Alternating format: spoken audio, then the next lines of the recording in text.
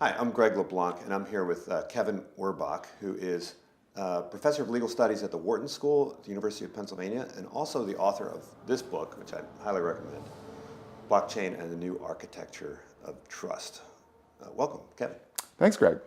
So, if a typical enterprise person, somebody came up to you and you interact with people all the time in the business world, were to say, what do I really need to know about this whole blockchain thing? How is it going to change my world? What would you say?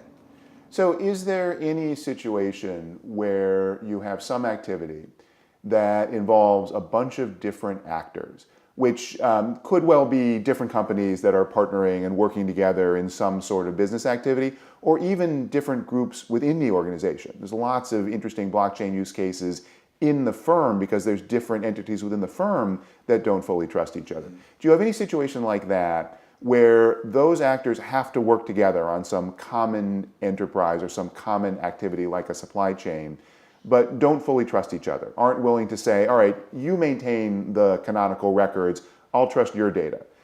If you have that situation, then would you like an alternative where you can work together? You don't have to give up any control. You keep control of all your data, but everyone's sharing the same record. Everyone has one shared view of the truth. If you could do that, would that be valuable to you, as opposed to having to reconcile and deal with exception handling and deal with errors in situations where my records don't agree with your records?